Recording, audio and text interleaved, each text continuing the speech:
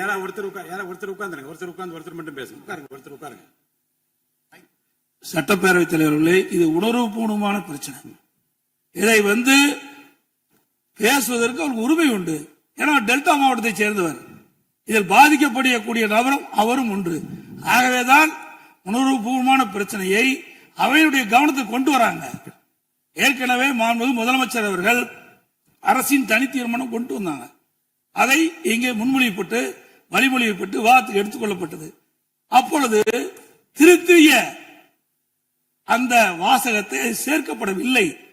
மாண்புமிகு முதலமைச்சர் பதில் உரையில் தான் அந்த திருத்தத்தை அவர் வாசித்தார். அதைத்தான் திருத்தப்பட்டதைத்தான் நாங்கள் எதிர்க்கிறோம், வேற ஒன்றும் அல்ல. மாண்புமிகு உறுப்பினருக்கு ஒரு சொல்ல விரும்புகிறேன். உணர்வுபூர்வமான பிரச்சனையில் உணர்ச்சி வசப்படாமல் பேசுங்கள் என்றுதான் நான் காலையில் குறிப்பிட்டேன்.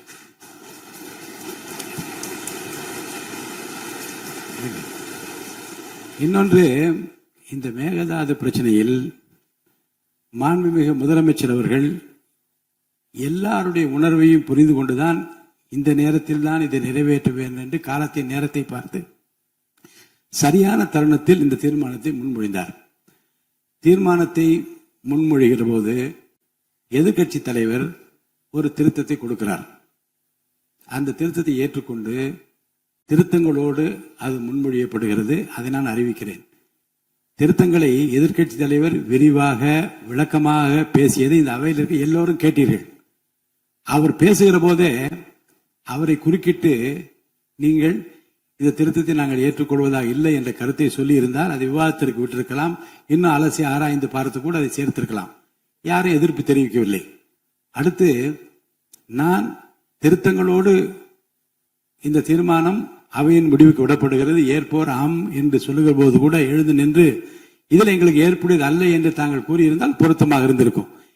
அனைத்து கட்சியினரும் எதிர்பார்க்கிற, எல்லோரும் ஒற்றுமையாக இருக்கிறோம் என்று தமிழ்நாடே பார்த்து கொண்டிருக்கிற, தமிழ்நாட்டிலே எல்லா சட்டமன்ற உறுப்பினரும் சில மாநிலங்களெல்லாம் முன்பு ஒப்பிட்டு பேசுவோம். அந்த மாநிலத்தை பாருங்கள், எல்லோரும் ஒற்றுமையாக இருக்கிறார்கள். இந்த மாநிலத்தை பாருங்கள், எல்லோரும் ஒற்றுமையாக இருக்கிறார்கள். தமிழ்நாட்டில் இப்படிப்பட்ட ஒற்றுமை வேண்டுமே என்று இயங்கிக் கொண்டிருக்கிற மக்களுக்கு எல்லோரும் ஒரு சேர நின்று ஒரு தீர்மானத்தை ஆதரித்த ஆம் என்று சொல்லிய பிறகு அந்த தீர்மானத்தை ஒட்டி இங்கு பேச அனுமதிப்பு மறவது அல்ல. விதிகளிலும் அது இல்லை. இருந்தாலும் கூட ஏன் அனுமதித்தேன் என்றால், நீ உரிமை பிரச்சனை என்று காலையில் கொடுத்தீர்கள். அந்த உரிமை பிரச்சனையை எழுப்பதற்கு நான் அனுமதி தருகிறேன்.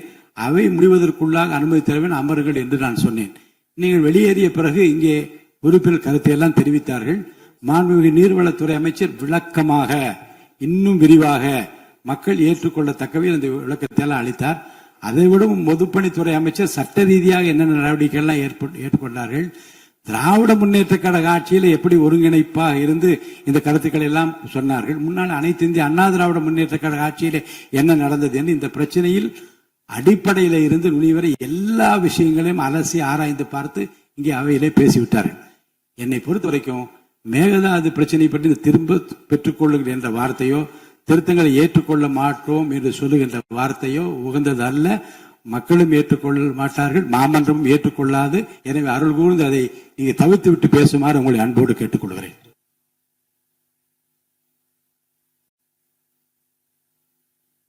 மாண்புமிகு பேரவைத் தலைவர்களே, எதிர்கட்சி வரிசைக்கெல்லாம் தங்களுடைய கருத்துக்களை சொல்லலாம்.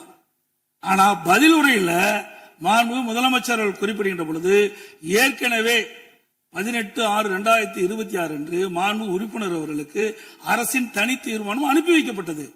அதைத்தான் நாங்கள் வரவேற்றோம். அதுதான் எங்க கை கிடைச்சது. ஆனா எதிர்கட்சி தலைவர் அவருடைய விருப்பத்தை அவர்கள் குறிப்பிடலாம், அது தவறு கிடையாது. அதுக்கு எல்லாத்துக்கும் உரிமை உண்டு. ஆனால் எழுத்துப்பூர்வமாக இந்த திருத்தத்தை வலியுறுத்தி பேசினார, அவர் பேசுகிற போது சொன்னாரு, விளக்கமா சொன்னாரு. தலைவர்கள் அப்படி எழுத்துப்பூர்வமாக தெரிவிக்கப்பட்டிருந்தாலும் அந்த அரசின் தீர்மானத்தில் இடம்பெற்றிருக்க வேண்டும், இடம்பெறவில்லை. அவை திருத்தம் கொண்டு வருகின்ற பொழுது அதை தங்களுடைய அனுமதி பெற்று முதலமைச்சர்கள் முன்மொழிந்து வழிமொழியப்பட்டு விவாதிக்கப்பட்டு ஓட்டெடுப்பு விடப்பட்டு பிறகுதான் அந்த திருத்தத்தை இடம்பெற செய்ய வேண்டும். அதுதான் விதி 104 சொல்லுது. அதுதான் நான் குறிப்பிடுறேன், வேற ஒன்றும் கிடையாது. ஆக நீங்கள் விதிகள் படி அதை முறையாக அந்த திருத்தத்தை மேற்கொண்டு முதலமைச்சர்கள் அறிவிக்கப்பட்டிருந்தா எந்த விவரமும் வராது.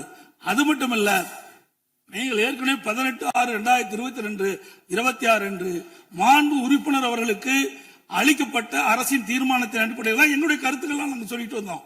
எல்லாம் இங்க இருக்கிற இங்க இருக்கின்ற அனைத்து எதிர்கட்சி உறுப்பினர்களும் அதான் தெரிவிச்சாங்க. இப்ப கூட அந்த திருத்தத்தை எதிர்த்து உங்களை ஆதரிக்கின்ற கம்யூனிஸ்ட் கட்சிக்காரர்களும் அதான் வலியுறுத்தி பேசினாங்க. பாட்டாளி மக்கள் கட்சியை சேர்ந்தவர்கள் தான் அந்த நடுவர் மன்றம் அமைக்க கூடாது என்ற எதிர்ப்பையும் தெளிவுபடுத்த என்பதை தங்களுடைய கவனத்துக்கு கொண்டு வர மாண்புமிகு உறுப்பினர் வேலு அவர்கள். மாண்புமிகு பேரவைத் தலைவர்களே, இது சம்பந்தமாக நம்முடைய பொதுப்பணித்துறை அமைச்சர்கள் என்னென்ன சட்ட நடவடிக்கை எல்லாம் ஏற்கனவே திராவிட முன்னேற்றங்களும் சரி அதிமுகவும் இது தொடர்பாக என்னென்ன விளக்கங்கள் பெற்றது, என்னெல்லாம் உச்சநீதிமன்றத்தில் எல்லாம் விளக்கமாக எடுத்து சொன்னார்கள். அது இருக்கிற பிரச்சனை என்னன்னா, உச்ச நீதிமன்றத்திற்கு நாம இப்போ நடுவர் தாவாவுக்கு போனோம்னு சொன்னோம்னாக்கா ஏற்கனவே 177.25 அந்த தீர்ப்பு அது எஃபெக்ட் இருக்காது, அது தள்ளுபடி செய்யப்படும் என்ற ஒரு பயத்தை தான் சொல்லுகிறாங்க, வேற ஒன்றும் அல்ல. ஆனால் 177.25 அதை பொறுத்த அளவுக்கு என்னன்னா அது பெரிய விளக்கெல்லாம் கொடுத்துட்டாங்க. இது சம்பந்தமாக இப்படி சட்டமன்றத்தில் ஏகமனதாக ஒருமனதாக தீர்மானம் நிறைவேற்றப்பட்டு தமிழ்நாடுலாம் ஒற்றுமையா தான் இருக்கிறாங்க மேகதாதுல என்று நாட்டு மக்களுக்கு செய்தி போயிருக்கிறது. கர்நாடகத்தை அப்படிதான் செய்தி போயிருக்கிறது. இதுபடி சட்டமன்றத்திலே எதிரும் புதிருமாக இது சம்பந்தமாக நாம் தொடர்ந்து விவாதம் செய்து கொண்டிருந்தோம் என்று சொன்னால் தமிழ்நாடு இதிலே ஒற்றுமை இல்லை என்ற நிலை கர்நாடகத்துக்கு ஒரு பெரிய தைரியத்தை உருவாக்கிவிடும். இது சம்பந்தமாக ஏற்கனவே பலமுறை சொல்லியாச்சு. நாங்க இந்த திருத்தம் கொண்டு வருவது கூட என்ன சொன்னோம்னாக்கா எங்களுடைய சீனியர் கவுன்சில் வச்சு டெல்லியில இருக்கிற சீனியர் கவுன்சில் எல்லாரையும் வச்சு அலசி பார்த்து இந்த 177.2க்கும் இந்த தீர்ப்புக்கு இதற்கு சம்பந்தம் இல்லை, இந்த மேகதாதுக்கு என்று தனியாக இது கேட்கலாம் நடுவர் மன்றம் என்று சொன்ன அடிப்படையில் தான் இந்த திருத்தத்தை நாங்கள் கொடுத்தோம். இதுல ஏதாவது பிரச்சனை இருக்கும் என்று சொன்னால் இப்ப அரசியல இருக்கிறவர்கள் அவர்கள் உயர்நீதிமன்ற நீதிபதிகள் அழைத்து இது பேசி நான் கொடுத்த திருத்தம் முறையாக தான் இருக்கிறதா என்பதெல்லாம் பார்த்து கூட அது முடிவு செய்யலாம். உங்களோட அறையில கூட முடிவு செய்யலாம், அல்லது முதலமைச்சருடைய அறையிலே முடிவு செய்யலாம், அல்லது நீர்வளத்துறை அமைச்சருடைய அறையிலும் இதை பற்றி பேசி முடிவெடுக்கலாம். ஆனால் மாமன்றத்தில் இப்படி விவாதம் செய்வதன் மூலமாக ஒற்றுமை என்ற நிலைமை ஏற்பட்டுவிடும். ஆனால் மீண்டும் சொல்றேன், நாங்க உச்ச நீதிமன்றத்தினுடைய நீதிபதிலாம் என்ன தொடர்ந்து ஆட்சியில் இருந்து இது சம்பந்தமாக நாங்கள் பல தாவாக்களை பல வழக்கறிஞர்களை அலசி பார்த்து ஆய்வு செய்துதான் இந்த திருத்தத்தை நாங்கள் கொடுத்திருக்கிறோம். ஆனால் திருத்தம் என்பது ஏற்புடையதுதான். இந்த திருத்தத்தின் மூலமாக பழைய நீதிமன்றத்தில் வழங்கப்பட்ட காவிரி இந்த டிஸ்ட்ரிபியூஷன் இருக்கிற பிரச்சனை இதுல எந்த காரணத்தை கொண்டு தடைபடாது, அந்த தண்ணீர் வரதான் செய்யும். மாண்புமிகு பொதுப்பணித்துறை அமைச்சர் அவர்கள். மாண்புமிகு பேரவைத் தலைவர் அவர்களே, அவங்க முடிக்கட்டும், முடிச்ச அப்புறம் நீங்க திருப்பி பேசுங்க. இல்ல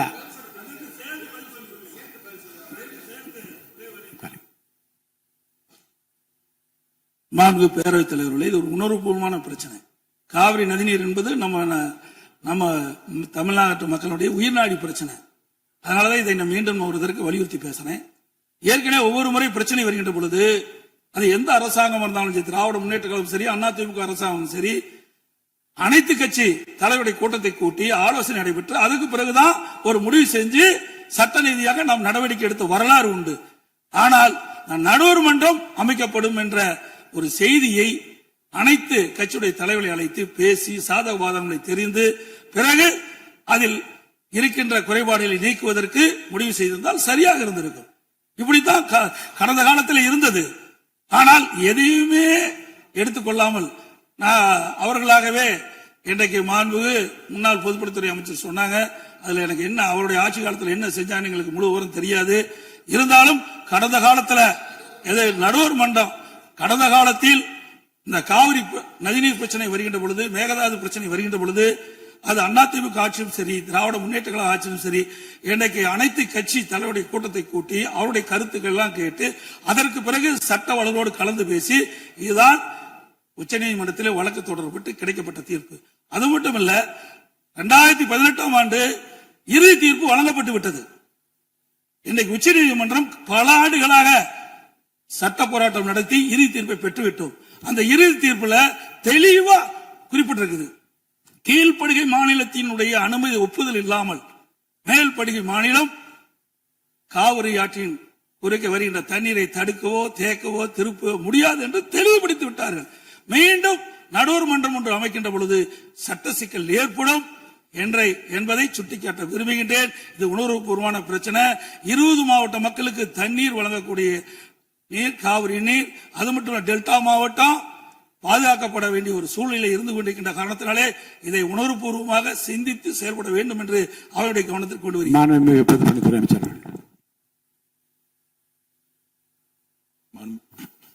மாண்புமிகு பேரவைத் தலைவர் அவர்களே, மூத்த உறுப்பினர், அதிமுகவின் சட்டமன்ற குழு தலைவர், அவர்களுடைய உணர்வுகளுக்கு மட்டும் நாங்கள் பதில் சொல்லவில்லை.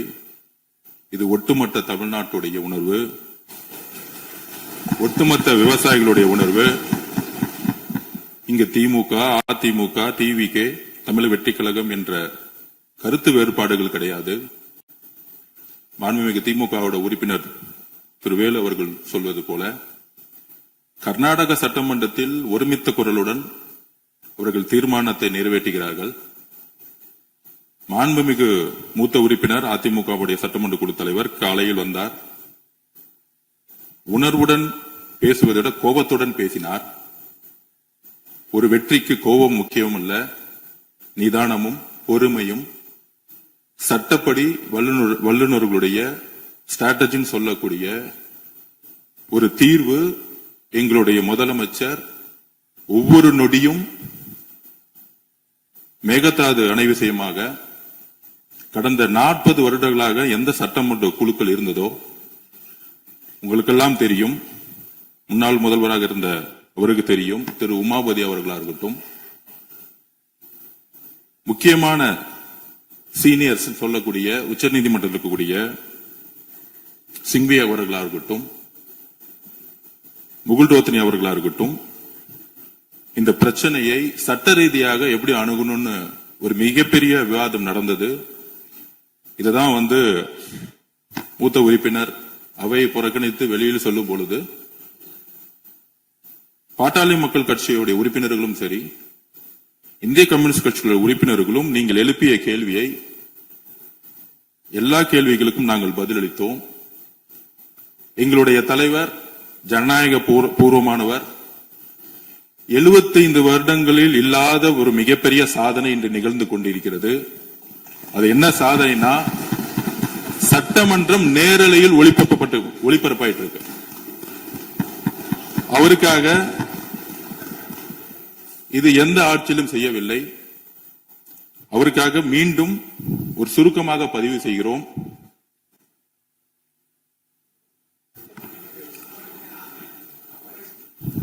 இல்ல, அது முதல்ல டெக்னிக்கல் இஷ்யூஸ் இன்னைக்கு போயிட்டு இருக்கு, கரெக்டா போயிட்டு இருக்கு. மாண்புமிகு தமிழக முதல்வர்கள் 25/5/2026 அன்று உத்தரவிட்டதன் அடிப்படையில் தமிழ்நாடு அரசு சார்பாக புதுதில்லியில் உள்ள தேசிய பசுமை தீர்ப்பாயத்தின் முதன்மை அமர்வில் மேகதாது திட்டத்தை எதிர்த்து 27/5/2026 ஒரு மனு தாக்கல் செய்யப்பட்டுள்ளது. அதாவது மேகதாது அணை கட்டுறதா இருந்தா என்விரான்மெண்டல் சர்டிபிகேட் இல்லாம கட்ட முடியாது, சுற்றுச்சூழல் சர்டிபிகேட் எல்லாம் கட்ட முடியாது. உடனடியாக சட்ட ரீதியாக தேசிய பசுமை தீர்ப்பாயத்தின் முதன்மை அமர்வில் மேகதாது திட்டத்தை எதிர்த்து 27/5/2026 மனு தாக்கல் செய்யப்பட்டு விட்டது. இதை நீங்கள் அவையில் இல்லாத போது எங்களுடைய நீர்வளத்துறை அமைச்சர் ஒரு நீண்ட அறிக்கையை இந்த அவையில் முன்பு கொடுத்தார்கள். 2018 உச்ச நீதிமன்ற தீர்ப்பு நம்மளுடைய விவாதம் எப்படி இருந்துச்சுன்னா, 2 மாநிலங்களும் மட்டுமல்ல, அது கேரளாவும் இருக்கட்டும், பாண்டிச்சேரியா இருக்கட்டும், அனைத்து மாநிலங்களுக்கும் நதி நீரை எப்படி பகிர்ந்து கொடுக்கப்பட வேண்டும் அப்படிங்கிறது தான் ஒரு கேஸ். அதுல விவசாயத்தில் இருக்கக்கூடிய விவசாயிகளுக்கு தண்ணீருடைய பகிர்வை பற்றியது. இது ஒரு ஆட்சியுடைய வெற்றி இல்ல. அனைத்து ஆட்சியில் எந்த ஆட்சியாக வந்தாலும், அது திமுகவா இருந்தாலும், அதிமுக வந்தாலும், தமிழக வெற்றி கழகம் இருந்தாலும், காவேரி பிரச்சனை பொறுத்த வரைக்கும் எல்லோரும் ஒரே நிலைப்பாடுல இருந்தோம். சட்ட வல்லுநர்கள் அதே குழுக்கள் தான் இருந்தாங்க, இப்பயும் அதே குழுக்கள் தான் இருந்தாங்க. திரு உமாபதி அவர்களும் நீங்கள் நீண்ட நேரம் விவாதிச்சிருப்பீங்க, நீங்கள் முதல்வராக இருந்த பொழுது. அதைதான் திமுக திரு மு க ஸ்டாலின் அவர்கள் முதலமைச்சர் இருக்கும்போது அவரோடு ஒரு விவாதம் பண்ணியிருப்பாங்க. அதே வழியில்தான் எங்களுடைய மாண்புமிகு முதலமைச்சர் அவர்கள் ஒரு மிகப்பெரிய நீண்ட விவாதம் சட்ட வல்லுநர்களுடன் நடத்திய பொழுது விவசாயிகளும் பொதுமக்களும் இருக்கக்கூடிய சட்டமன்ற உறுப்பினர்களுக்கும் ஒரு சிறு விளக்கம். 2018க்கு முன்பு இருந்த கேஸ் வேறு, 2018க்கு பின்பு கர்நாடகாவுடைய லீகல் ஸ்ட்ராட்டஜிங்கிறது வேறு. உச்சநீதிமன்றம் வெற்றி பெற்ற பிறகு மேகதாது அணை கட்டணும்னு சொல்லிட்டு ஒரு தீர்மானத்தை கொண்டு வராங்க கர்நாடக அரசு. அந்த தீர்மானத்தில் என்ன சொல்றாங்கன்னா, அந்த 67 டிஎம்சி தண்ணீர் எதுக்கு வேணும்னு சொல்றாங்கன்னா, பெங்களூர்ல குடி தண்ணீருக்காக வேணும்னு சொல்லிட்டு ஒரு புதுசா ஒரு விஷயத்தை கொண்டு வராங்க. அப்ப மத்திய நீர்வள ஆணையத்துக்கிட்ட டீடைல் ப்ராஜெக்ட் ரிப்போர்ட்டை கொடுக்கறாங்க. இந்த ப்ராஜெக்ட் மத்திய நீர்வள ஆணையம் கொடுக்க சொல்றது மிகப்பெரிய தவறு, உச்ச நீதிமன்றத்துக்கு எதிரானது. உடனடியாக 2026 மார்ச் மாதம் திராவிட முன்னேற்ற கழக அரசு இதற்கு எதிராக மத்திய நீர்வள ஆணையத்திடம் குரல் கொடுக்கிறாங்க. மாண்புமிகு மூத்த உறுப்பினர் தெரியாதுன்னு சொல்லியிருக்கீங்க, அதை நாங்கள் பதிவு பண்ணிக்கிறோம். மார்ச் மாதம் திராவிட முன்னேற்ற கழக அரசுல என்ன செஞ்சாங்கிறது நாங்கள் மூத்த உறுப்பினர் முன்னாள் முதலமைச்சராக இருக்கும்போது அவையில் நீண்ட விவாதம் நடந்தாலும் நீங்கள் அவையில் இல்லாதனால திருப்பி உங்கள்கிட்ட நாங்கள் பதிவு பண்றோம். என்னால் நமக்குள்ள இப்ப கோபம் முக்கியம் இல்ல, ஒரு மனதாக இந்த தீர்மானத்தை நிறைவேற்றும். இதற்கு பிறகும் சந்தேகங்கள் இருந்தால் எங்களுடைய முதலமைச்சரும் சரி நாங்களும் சரி அவைக்கு முடிந்த பிறகு சட்ட ரீதியாக உங்களோட விளக்குறதுக்கு நாங்கள் காத்துக்கிட்டு இருக்கோம். அதுல மத்திய நீர்வள ஆணையத்தை எடுத்த முடிவு தவறு. முதல் டீடைல் ப்ராஜெக்ட் ரிப்போர்ட்டை கேட்க கூடாது. ஆனால் கர்நாடகாவிடம் மேகதாது அணை கட்டத்துக்கான டீடைல் ப்ராஜெக்ட் ரிப்போர்ட்டை கேட்டாங்க. அதை எதிர்த்து உச்ச நீதிமன்றத்தில் திராவிட முன்னேற்ற கழக அரசு தமிழக அரசு அப்பீல் பண்ணாங்க. அதுல கேஸ் டிஸ்போசல் பண்ணப்பட்டுச்சு 15/4 அன்று. உடனடியாக இதை எப்படி அணுகணும் அப்படின்னா, மத்திய நீர்வள ஆணையம் மீது நமக்கு நம்பிக்கை போயிருச்சு. ஒரு டீடைல் ப்ராஜெக்ட் ரிப்போர்ட்டை நம்ம கேட்க கூடாது. அதற்காக தான் உடனடியாக மேகதாது அணை குறித்து புதிய நடுவர் மன்றம் ட்ரிபுனல். அந்த ட்ரிபுனல் எதுக்குன்னா, முன்பு இருந்த ஆணைகளையோ உச்ச நீதிமன்ற தீர்ப்புகளுக்கு நிறைய பாடி முன்னாடி இருந்திருக்கு, நீர்வள சம்பந்தமாக நிறைய கமிஷன் இருந்திருக்கு. அதற்கு மாற்று ஒரு கமிஷன் கிடையாது. அதுதான் இப்போ திருத்தமும் சொன்னோம் நாங்க, நீங்க அவை இல்லாத பொழுது. இந்த ட்ரிபுனல் எதுக்குன்னா, மேகதாது அணையை கட்டணுமா கட்டக்கூடாதா, நம்ம கட்டக்கூடாதுன்னு சொல்றோம், அவங்க கட்டணும்னு சொல்றாங்க. நமக்கு வர வேண்டிய உச்ச நீதிமன்ற திருப்படி நமக்கு வர வேண்டிய தண்ணீரே, இன்றைக்கு மூத்த உறுப்பினர் சொன்னாரு, கம்யூனிஸ்ட் தோழர், விவசாயத்துக்கு தண்ணி இல்ல, இன்னும் காவிரி நீர் விடாமல் விவசாயிகள் இன்னும் தன்னுடைய விளைச்சல் இன்னும் ஆரம்பிக்கல, தன்னுடைய வேலையை ஆரம்பிக்கல சொல்லியிருக்காங்க. சோ அந்த மாதிரி பிரச்சனைகள் நமக்கான உச்சநீதிமன்ற ஆணைகள் இருந்தாலும் நமக்கான தண்ணீரை உச்சநீதிமன்ற தீர்ப்படி தண்ணி கொடுக்கறதுக்கே நம்ம சட்ட போராட்டம் நிகழ்த்திட்டு இருக்கோம் ஒவ்வொரு வருஷமும். அப்படி இருக்கும் பொழுது இந்த அணை குடிநீருக்காக, ட்ரிங்கிங் வாட்டருக்காக பெங்களூருக்காக கட்டப்பட்டால் உச்ச நீதிமன்றம் நமக்கு எந்த பங்கீட கொடுத்திருக்கோம் அது பாதிக்கப்படுங்கிறது இங்க இருக்கக்கூடிய எல்லா உறுப்பினர்கள் எல்லா கட்சிகளுடைய ஒரே முடிவுங்கிறது தான் எங்களுடைய பதிவு. அப்ப லீகல் ஸ்ட்ராட்டஜின்னு சொல்லக்கூடிய 2018க்கு முன்பு ஒரு ஸ்ட்ராட்டஜி எடுத்துக்கும் பொழுது 2018 குறிப்பாக இந்த ஏப்ரல் மாசம் நடந்த நமக்கு இந்த கேஸ் டிஸ்போஸ் பண்ணப்பட்ட பிறகு திருப்பியும் மத்திய நீர்வள ஆணையத்துக்கிட்ட போறதோட ட்ரிபுனல் ஒன்னு உருவாக்கும் பொழுது அந்த ட்ரிபுனல் சுப்ரீம் கோர்ட்டோட மானிட்டரிங்ல இருக்கணும். அதே நேரத்தில் என்விரான்மெண்டல் சர்டிபிகேட் கொடுக்க கூடாதுன்னு சொல்லிட்டு நம்ம முறையிட்டு இருக்கோம். சோ இந்த ட்ரிபுனல்ங்கிறது பழைய உச்ச நீதிமன்றத்துடைய தீர்ப்பை கண்காணிக்க கூடியது கிடையாது. மேகதாது அணை கட்டணமா கட்டக்கூடாதுங்கிறதுக்காக தான் சொன்னது.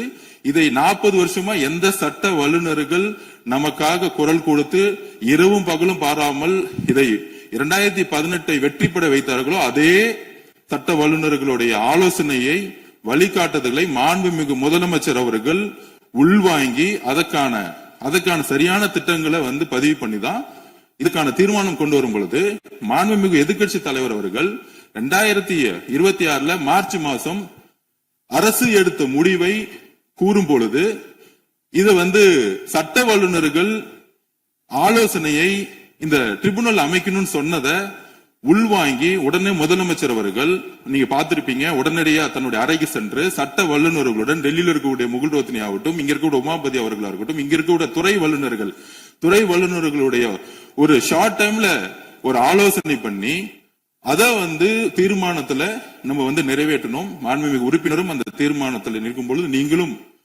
அதுக்கு சட்டமன்றம் முழுவதும் தீர்மானம் நிறைவேற்றும். இப்பொழுதும் அதிமுக கூடிய மூத்த உறுப்பினர்கள் முன்னாள் முதலமைச்சருக்கு எங்களுடைய வேண்டுகோள், இந்த சபை முடிந்தவுடனே சட்ட வல்லுநர்கள் உங்களோட எல்லா விதமான விளக்கம் கொடுக்கும் ரெடியா இருக்கும்.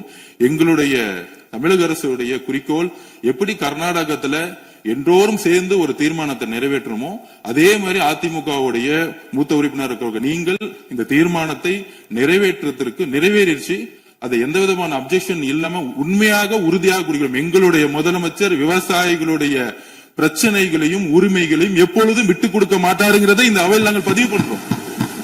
காவேரியோட பிரச்சனை எங்களுக்கு உயிருக்கு சமமானதுங்கிறதை நாங்கள் பதிவு பண்ணுகிறோம். இதுதான் எங்களுடைய விளக்கம். இதுதான் ஒரு 2 மணி நேரமா டிஸ்கஷன் கம்யூனிஸ்ட் தோழர்கள் பாட்டாளி மக்கள் சொன்னோம். சட்ட வல்லுநருடைய ஆலோசனை உங்களிடம் விளக்கத்துக்கு இந்த அவை முடிஞ்சோம் நாங்கள் தயாராக இருக்கிறோங்கிறத பதிவு பண்ணிக்கிறோம். நன்றி, வணக்கம். மாண்புமிகு பொதுப்பணித்துறை அமைச்சர் 2வது முறையாக சொன்ன நீண்ட விளக்கத்திற்கு பிறகு எந்த விவாதமும் தேவையில்லை என்று நான் கருதுகின்றேன். அரசினர் சார்பில் மாண்புமிகு முதல்வர் கொண்டு வந்த தீர்மானம் ஏகமனதாக அனைவராலும் ஏற்றுக்கொள்ளப்பட்டு ஒப்புதல் அளிக்கப்பட்டிருக்கிறது. அந்த தீர்மானமே இறுதியானது. அதில் எந்த விதமான மாற்றமும் இல்லை என்பதையும் நான் தெரிவித்துக் கொள்கிறேன். இதில் எந்த விதமான வரம்பு மீறுதலோ அல்லது மரபு மீறுதலோ அவை மீறுதலோ இல்லை என்பதையும் நான் தெரிவித்து நிறைவேற்றப்பட்ட தீர்மானம்தான் இறுதியானது என்பதை நான் அறிவிக்கின்றேன்.